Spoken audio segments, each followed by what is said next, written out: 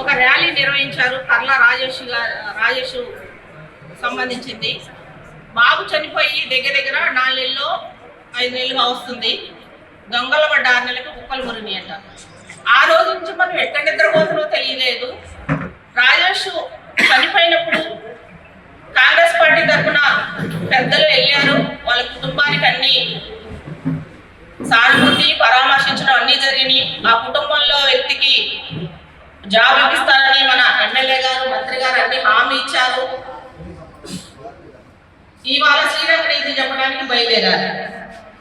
అసలు నువ్వు ఇప్పుడు బయలుదేరడానికి కారణం ఏంటి అంటే మున్సిపల్ ఎలక్షన్స్ వస్తున్నాయినా ఇప్పుడు దాకా మీకు గుర్తు రాలేదా? అంటే అక్కడ దళితులు అంటే అసలు మీకు లెక్కలేదు. గతంలో మీరు చేసి బయటికి ఇస్తే ఒక వ్యక్తిగత విమర్శల్లో అవసరమా మీకు?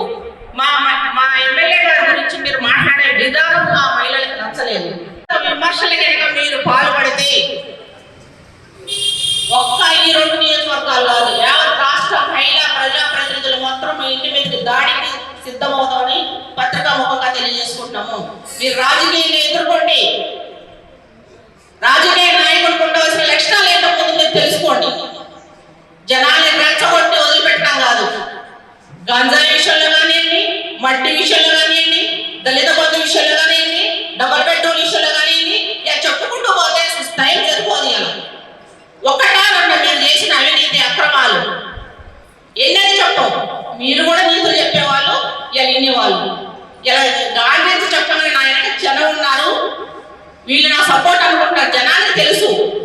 అదిరించి బెదిరించి గతంలో సీఏలు కానీ ఎస్ఐలు కానీ ఎంతమందిని బెదిరించాను, ఎంతమందిని ట్రాన్స్ఫర్ చేయలేదు. ఒక్కళ్ళని ప్రశాంతంగా బతికారా నీ ఆధ్వర్యంలో? రావణాసుడు రాజ్యం పోయి రాముడు రాజ్యం వచ్చింది అనుకుంటున్నారు. మళ్ళీ నువ్వు ఈ విధంగానే రెచ్చగొట్టి జనాన్ని చేస్తే ముందు చాలా చూడాల్సి వస్తుంది. చాలా శాంతంతో మేము ముందుకెళ్తున్నాము. రాజకీయంగా మాట్లాడండి. వ్యక్తిగతంగా మాట్లాడాలంటే ఈ 68,000 కాదు 1,00,000 మంది వస్తారు నీకు సమాధానం చెప్పడానికి. ఈ మెజార్టీ నీకు ఇంకా తెలియట్లేదు. నీకు ఇంకా నీ నోరు నీకు శత్రువు అని మళ్ళీ ఒకసారి గుర్తుంచుకోండి. ఏదైనా ఉంటే రాజకీయంగా ఎదుర్కోండి. వ్యక్తిగత విమర్శలు మానుకోండి. పద్మావతి గారికి మాత్రమే క్షమాపణ చెప్పాలి. బహిరంగంగా క్షమాపణ చెప్పాలి. ఇంకొకసారి వ్యక్తిగత విమర్శలు చేస్తే ఖబర్దార్ మల్లయ్య గారు చెప్పున్నా మీ ఇంత కూడా నోరు జారట్లేదు. జాగ్రత్తగా ఆచి మాట్లాడతాం. మా మహిళలందరి తరఫున ఇదే వార్నింగ్ ఇస్తున్నాం. జాగ్రత్తగా ఉంచుకోండి. నోరు అదుపులో ఉంచుకోండి. తిరగండి. మీరు ఇదే మా మహిళలందరి తరఫున ఇచ్చే వార్నింగ్. మీ పార్టీ కోసం మీకోసం తిరిగిన కెజ్జల కుమారుడు యాక్సిడెంట్ చనిపోతే మీరు ఏమాత్రం పరామర్శించి వచ్చారు వాళ్ళ ఇంటికి వెళ్ళి? ఇదే దళిత బిడ్డలు బతుకమ్మలాటంటే ఎన్నో అవమానాలు జరిగాయి. శైలజ కూడా ఆ రోజు కేసులు పెట్టుకున్నప్పుడు మీరేం చేశారు? మీరేమి తనకి హామీ ఇచ్చారు? దాన్ని పక్కన నిలబడ్డారు. అప్పుడు దళితుల్లా కనపడలేదా మీకు? ఇలాగే చెప్పుకుంటూ పోతే ఒక మార్కెట్ కమిటీ చైర్మన్ ఒక దళిత మహిళకు వచ్చింది. నీకు ఇంకా 1 సంవత్సరం 2 సంవత్సరాలు పదవి ఉంది. అప్పుడు ఎమ్మెల్యేగా ఉన్నారు. మీరు దళితులకి ఇవ్వటం ఇష్టం లేక మీ పదవి అయిపోయింది. నాకు ఇవ్వలే కదా. ఈ రోజు కాంగ్రెస్ గవర్నమెంట్ లో పద్మావతి గారు కానీ ఉత్తమ్ కుమార్ రెడ్డి గారి ఆధ్వర్యంలో ఇవాళ దళితులకి పార్టీ కోసం కష్టపడే వాళ్ళకి ఇవాళ పట్టం కట్టారు. మార్కెట్ కమిటీ చైర్మన్ మహిళలకి. ఇంకేం నిదర్శనం కావాలంటే మీకు? అసలు వ్యక్తిగత విమర్శ లేదు రాజకీయాలలో. కేటీఆర్ గారు కూడా మేము ఒక విషయం చెప్పదలుచుకున్నాం పత్రికాముఖంగా.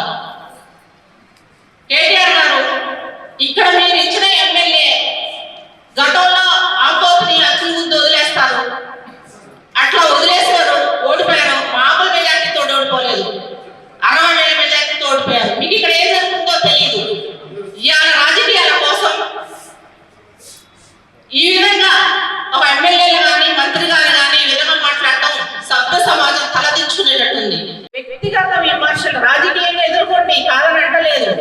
ఎక్కడ ఏం జరుగుతున్నాయి ఈ రాష్ట్రంలో, ఏ స్కీములు వస్తున్నాయి, వాటిలో కరెక్ట్ చేస్తున్నారా లేదా, ఎవరికి ఎక్కడ ఏం జరుగుతుందో ఎదుర్కోండి, కాదని అంటలా. మీకు వ్యక్తిగత విమర్శలు చేసే హక్కు మీకు ఎక్కడ ఉంది? అదే వ్యక్తిగత విమర్శలు తీయాలంటే ఇవాళ చాటబారడం ఉంది మీ విషయాలలో.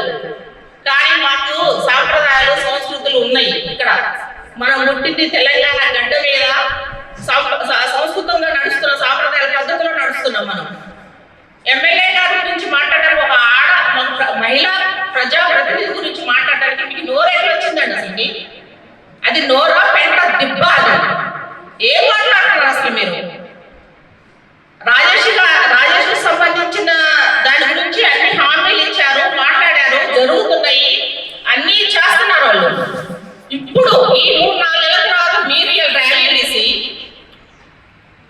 గాండిస్తే సరిపోతుందా? ఏమనుకుంటున్నారు అసలుకి? మీరు చేసిన దాంట్లో మీరు స్కీములు కానీ స్కాములు కానీ దళితుల విషయంలో మీరు ఎంతమందికి న్యాయం చేశారు? మీ అడుగుతారు ఇప్పుడు ఈ పత్రికా ముఖంగా. గతంలో ఫ్లెక్సీలు కట్టేటప్పుడు పొందుకోని సునీల్ కందుకూరి మేమందరం ఆయనకి మద్దతు ఇస్తాం ఖచ్చితంగా. కానీ ఆ విషయం వదిలేసి మన మంత్రివారి హిట్ టీవీ యాప్, ఇందులో short news, live news, entertainment shows, movies, digital magazines తో పాటు మీ జిల్లా వార్తలను కూడా ఫ్రీగా చూడొచ్చు. ఇంకెందుకు ఆలస్యం?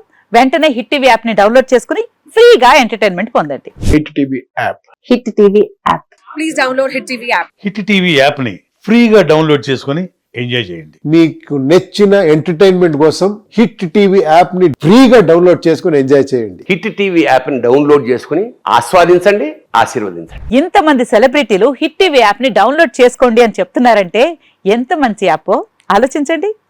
అమెరికా అమెరికాలో చదవాలనుకునే వాళ్ళకి విశ్వసనీయమైన పేరు మన శౌర్య కన్సల్టెన్సీ. UK లో 1 year masters, UK లో 1 year masters, 2 years work permit up to 5 years visa. Contact Saurya Consultancy. Contact 89851 89851.